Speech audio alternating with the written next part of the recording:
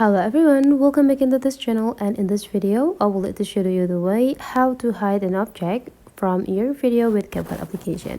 So you already have the video and I would like to try to hide this object right here. So let's just do this. You just need to go click the clip, and right after that you just need to take a look on this button features. Now you just need to scrolling this features into the left side until you find the duplicate features. And whenever you find the duplicate tools, go click them and make this duplicated clip become an overlay clip.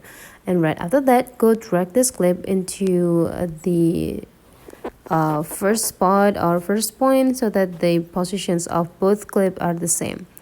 And right after that, go click the overlay clip again, and let's find a mask feature. Slide these features into the left side again until you find mask. And whenever you found it, you just need to click them. And now you just need to decide what form or what type of the mask that you want to add. Since I would like to hide this, I would like to use this rectangle.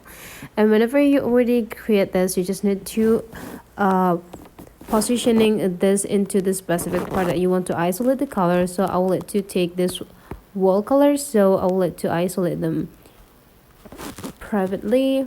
Like, hold on, I would like to make it like perfect, so it just take a little bit of time. Okay, I think I already isolate this, and right after that you just need to go click this checklist button.